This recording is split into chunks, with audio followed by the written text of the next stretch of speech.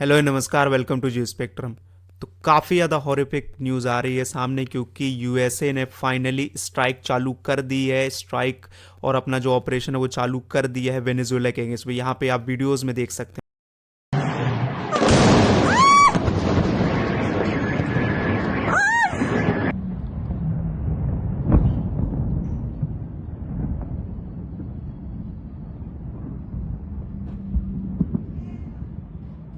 किस तरीके का इन्होंने अटैक किया है, वेनेजुएला के ऊपर ऑपरेशन चलाया है, देख सकते हैं आप।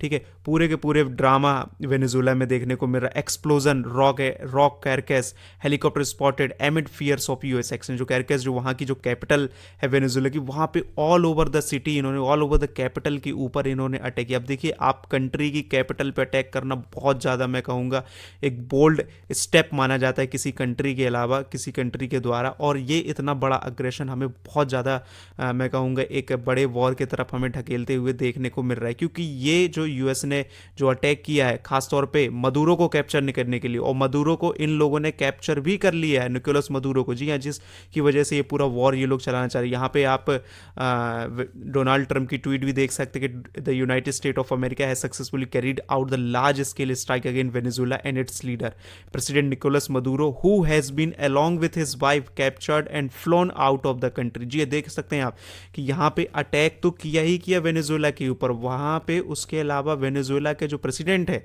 निकोलस मदुरो को कैप्चर कर लिएगा, और उसकी वाइफ को भी कैप्चर करके ये लोग वापस ले गए हैं अपने अमेरिका में, न्यूयॉर्क में लेके आ गए। काफ़ी ज़्यादा मैं कहूँगा ये अग्रेशन देखने को मिल रहा है यूएसए की तरफ से, हमें देखने को मिल रहा है। ठीक है, यहाँ पे आप उनकी फोटो भी देख सकते हैं, निकोलस मदुरो को डोनाल्ड ट्रंप ने ही अपने ट्रुथ सोशल में डाली हुई ये फोटो, ये कैप्चर किए हुए फोटो, ये जब वापस ले जा रहे हैं निकोलस मदुरो को, ये यूएसए पकड़ के ले जा रहे हैं, तो ये फोटो हमें देखने को मिल रही है।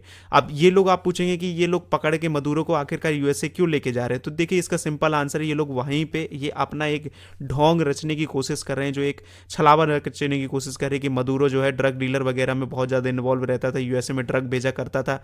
ठीक है, टेरर चार्जेस वगैरह लगा के इसके ऊपर हम केस चलाएंगे, हम अपने ही यूएसए में चलाएंगे। ठीक है, यहाँ पे आप देख सकते हैं Maduro to face a drug and terror charges announces US home after his capture. ठीक है, तो उनके ऊपर न्यूयॉर्क में ये केसेस चलने वाले, ऑल दो केसेस क्या चलने वाले अभी कंफर्म ही है कि उनको जेल में जाके बंद कर दिया जाएगा या फिर असैसिनेट कर दिया जाएगा मदुरो को। ठीक है, तो न्यूयॉर्क में, ठीक है, उनको जो कैप्चर कर लिया गया है। ठीक है, तो लेकिन अब देखिए, ये जो पूरा ऑपरेशन चला है, रात को तकरीबन चला है, लगभग 2 या 3 बजे के समथिंग ये ऑपरेशन इन्होंने चालू किया। दिन में बहुत ज़्यादा शांति थी, लेकिन जैसे ही रात हुई और ये ऑपरेशन चालू किया, तो ऑल दो ट्रंप ने ही इसको लीड किया है और लाइव का देखते रहे और इसको लीड करते रहे और इसको लाइव मूवमेंट में कैप्चर भी करते रहे डोनाल्ड ट्रंप। ठीक है, तो ये जो ऑपरेशन है, जो लीड किया है, जो किया है, वो यूएसए की जो आर्मी है, डेल्टा फोर्स बहुत ज़्यादा इनकी एलाइट फोर्स है जी, मतलब बहुत ज़्यादा स्पेशल फोर्स है ये। जब भी कोई इतने मतलब अच्छे ऑपरेशन इनको कराने, सीक्रेट ऑपरेशन और जितने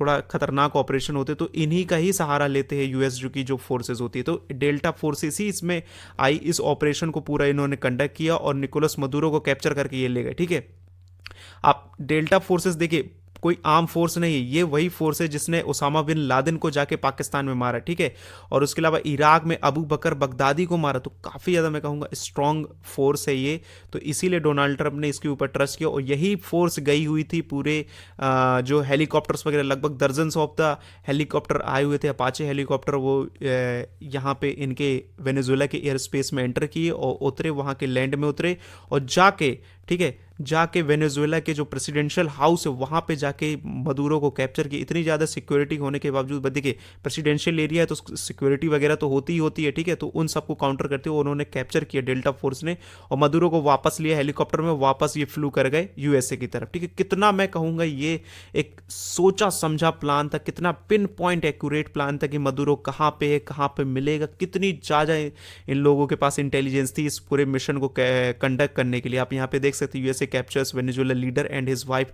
इन अ stunning operation and stunning plan. मतलब कितना ज़्यादा इन्होंने गजब का प्लान बनाया था मदुरो को कैप्चर करने के लिए, क्योंकि कई सालों से ये लोग लगे हुए थे कि मदुरो की रिजीम को चेंज करना है, उसको हटाना है यहाँ से, कई सालों से, कई और रिसेंट के मंथ्स में तो काफ़ी ज़्यादा नज़रें बना के रख ली थी डोनाल्ड ट्रंप ने मदुरो के ऊपर, मदुरो को हटाने के लिए। ठीक है, क्योंकि बीच में ये लोग एयरपोर्ट वगैरह में भी अटैक करते थे, पूरा ब्लॉकेज करके रखे हुए थे, आपको पता होगा, सी वगैरह से जो ऑयल टैंकर्स उसको भी नहीं जाने दे रहे थे वेनेजुएला के, ठीक है, पूरी इकोनॉमी को उनको तबाह करने की कोशिश में लगे, तो अब बिल्कुल बहाना ही ढूंढ रहे थे कि कब हम जाके वेनेजुएला के ऊपर अटैक करो। फाइनली इन्होंने ये अटैक कर भी दिया है और मदुरो को कैप्चर भी कर लिया है, ठीक है। लेकिन अब देखिए ये जो मूव है ये मैं कहूँगा वर्ल्ड हिस्ट्री में पहली बार ऐसा हुआ है, क्योंकि इसके ऊपर काफ़ी ज़्यादा क्रिटिसिज्म भी अब डोनाल्ड ट्रंप को सहना पड़ेगा, क्योंकि वहाँ के जो यूएस के जो लॉ मेकर्स हैं और जियो पॉलिटिक्स की जो समझ रखते हैं, जो वहाँ पे जो थिंक टैंक वगैरह हैं, तो वो सब इसकी आलोचना कर रहे हैं कि इस तरीके का जो एक्ट है काफ़ी ज़्यादा हीनस है और काफ़ी ज़्यादा अनप्रेसिडेंटेड है, ठीक है। क्योंकि इस मूव से कहीं ना कहीं अगर दूसरी कंट्री इंस्पायर होंगी तो बहुत ज़्यादा खतरा हो जाएगा, जैसे कि अभी यूएसए ने कि कल को ताइवान के ऊपर चाइना भी कर सकता है, चाइना भी पकड़ सकता है, ठीक है। यूक्रेन के ऊपर यूएसए सॉरी रशिया कर सकता है, जेलेंस्की को पकड़ के ला सकते हैं। तो ये काफ़ी ज़्यादा मैं कहूँगा हॉरिफिक है ये मूव जो यूएसए ने जो ये किया है, मदुरो को पकड़ के ये अपने यहाँ ले गए हैं, तो काफ़ी ज़्यादा कंसर्निंग है आगे जाके, क्योंकि कई कंट्रीज़ भी इसको फॉलो कर सकती हैं, ठीक है। और उसके अलावा देखिए ये फाइट जो है जो वेनेजुएला के अगेंस्ट जो ट्रंप ने की है, ये सिर्फ और सिर्फ एक कोई ड्रग रग के वजह से नहीं है, ठीक है, जो बहुत सारे जो एक्सपर्ट्स कह रहे हैं।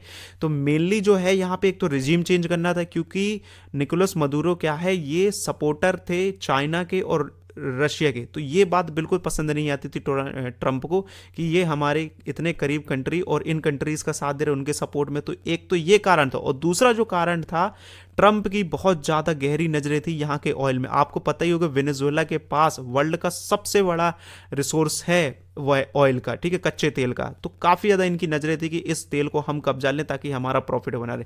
और इस चीज़ का मैं कहूँगा प्रूफ भी एक तरीके से आपको देखने को मिला, जेडी वेंस ने रिसेंट में ही इसी ऑपरेशन का ट्वीट किया और लिखा है the president offered multiple off the ramps but was very clear throughout this process the drug trafficking must stop and the stolen oil must be return to the United State. Stolen oil, अब देखिए stolen oil ये लोग कह रहे हैं इस चीज़ को, ठीक है जो वेनेजुएला का ऑयल है। तो काफ़ी ज़्यादा इनकी नज़रें थी, तो जिसकी वजह से इन्होंने ये अटैक वेनेजुएला के ऊपर कंडक्ट किया, ठीक है। लेकिन अब क्या है, देखिए ये अटैक तो इन्होंने कर दिया, लेकिन अब रीजन में काफ़ी ज़्यादा टेंशन हमें देखने को मिले, क्योंकि जो कोलंबिया है, अब देखिए कोलंबिया ने भी काफ़ी ज़्यादा कंसर्न किया, जो इसका नेबरिंग कंट्री है वो इसी ने, क्योंकि अब देखिए काफ़ी ज़्यादा कंसर्न हमें रीजन में भी देखने को मिल रही है, क्योंकि कोलंबिया ने रिसेंट में ही, क्योंकि देखिए कोलंबिया जो है उसका नेबर कंट्री है, ट्रंप ने वेनेजुएला पे अटैक करने से पहले ये चीज़ कह चुके थे कि वेनेजुएला में जब मैं रिजीम चेंज कर दूंगा, मदुरो को पकड़ लूंगा, तो उसके बाद मैं कोलंबिया के साथ भी यही हाल करूंगा। तो कोलंबिया भी काफ़ी ज़्यादा डरा हुआ है इस चीज़ को लेकर, और उसने अर्ज किया है यूएन में कि जल्द से जल्द एक मीटिंग बुलाई जाए और इस एस्केलेशन को रोका जाए, इस जो एक्ट हो रहा है, एक्ट ऑफ वॉर हो रहा है, इस चीज़ को रोका जाए। काफ़ी ज़्यादा मैं कहूँगा कंसर्न है कोलंबिया में, और भी ज़्यादा कंट्रीज़ में कंसर्न होगा यार, क्योंकि ब्राज़ील वगैरह में, क्योंकि पूरे रीजन में ये टेंशन कर रही है, साउथ अमेरिका के पूरे रीजन में ये टेंशन क्रिएट कर सकता है ये मूव के द्वारा, ठीक है। तो अब लेकिन देखिए अब मदुरो को तो ये लोग पकड़ के ले गए हैं, लेकिन अब क्या है, वेनेजुएला में कौन गवर्न करेगा, कौन है। ऑल्दो देखिए अभी इस चीज़ की कोई भी क्लैरिफिकेशन नहीं आई है क्या होता है वहाँ पे, क्या इलेक्शन वगैरह, लेकिन ट्रंप ने अभी ब्रीफ में ये बता दिया है कि जब तक वहाँ पे कोई भी अच्छी पॉलिटिकल नहीं आती, ऑल्दो ट्रंप के ही सपोर्टर की कोई जब तक सपोर्ट में नहीं आता वहाँ पे पावर में, तब तक ये लोग यूएसए खुद ही रन करेगा, ठीक है, खुद ही रन करेगा वेनेजुएला को। तो ये ट्रंप का कहना है कि अब हम खुद ही रन करें। ट्रंप से US will run Venezuela until safe transition can take place. तो अब पता नहीं कब तक ये रूल करने वाले हैं वेनेजुएला के, अपने अकॉर्डिंग ये लोग चलाने वाले हैं वेनेजुएला को, ठीक है, आप समझना होगा। लेकिन अब थोड़ा सा ये भी देखिए कि यार वर्ल्ड कैसा रिएक्ट कर रहा है, ठीक है। ऑल्दो देखिए वेस्टर्न हिपोक्रेसी तो आप कह ही सकते हैं कि वो भले कहते रहें कि ये एस्केलेशन सही नहीं है, सही नहीं है, लेकिन कहीं ना कहीं सपोर्टर ही हैं ये लोग, यूएसए के ही सपोर्टर हैं, मदुरो को ये लोग भी हटाना चाहते थे। दो हमें सबसे ज़्यादा रिएक्शन देखने की ज़रूरत है, एक तो चाइना की, दूसरी रशिया की, क्योंकि मदुरो जो है चाइना और रशिया के ही सपोर्टर थे, क्योंकि चाइना और रशिया का अब इन्फ्लुएंस जा चुका है मदुरो के हटने से। तो काफ़ी ज़्यादा मैं कहूँगा इन्होंने कंडेम भी किया है इस एक्ट को, चाइना ने भी किया है और रशिया ने भी किया। आप देखना इंटरेस्टिंग हो क्या इन्वॉल्वमेंट दिखाते हैं ये लोग अपनी इस जो घटना हुई, ऑपरेशन हुई, तो क्या ये लोग इन्वॉल्वमेंट या उसके साथ में आएंगे वेनेजुएला के, देखना बहुत ज़्यादा इंटरेस्टिंग होगा कि या चाइना आएगा या फिर जो रशिया वो सपोर्ट के लिए आएगा वेनेजुएला के लिए। लेकिन अभी तक ऐसा कुछ नहीं है कि सपोर्ट में बिल्कुल ही आ जाएंगे, क्योंकि दोनों ही कंट्री अपने अपने में उलझी हुई हैं, चाइना ताइवान को लेके और रशिया जो है यूक्रेन को लेके उलझी हुई है। तो देखना इंटरेस्टिंग होगा। लेकिन अब फाइनल क्वेश्चन ये आता है, क्या वेनेजुएला रिटेलिएट करेगा?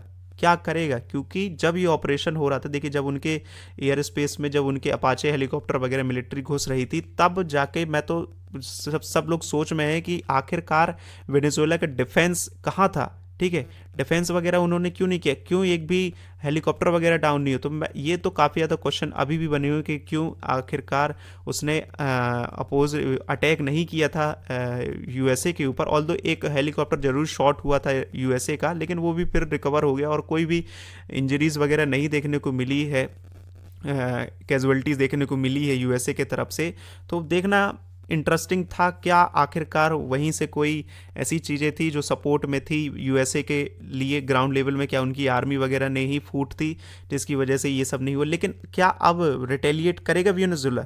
देखिए इसका सिंपल सा आंसर है, क्योंकि अगर रिटेलिएट करेगा तो यूएसए के पास एक बार और चांस बन जाएगा उसको अटैक करने के लिए, और इस बार ऐसा अटैक करेगा कि जो मदुरो के जो और भी ज़्यादा सपोर्टर उनको पूरी तरीके से सरपास कर देगा। और अगर रिटेलिएट नहीं करता है तो ट्रंप बिल्कुल शांत रहेंगे और अपनी जो पपेट गवर्नमेंट है उसको बैठा लेंगे और खुद ही रूल करेंगे अभी फिलहाल में क्या वेनेजुएला के ऊपर। तो देखिए अब इंटरेस्टिंग होने वाला है, आगे के जो नए न्यू डेज आने वाले हैं वेनेजुएला के लिए, फ्यूचर डिसाइड करने वाले आखिरकार मदुरो के साथ ये लोग क्या करते हैं और वेनेजुएला में अब कौन सी क्या गवर्नमेंट आती, देखना बहुत ज़्यादा इंटरेस्टिंग होगा। तो मैं इस पर अपडेटेड वीडियो बनाता रहूँगा जो भी इसमें अपडेट होगा। तो थैंक यू वेरी मच।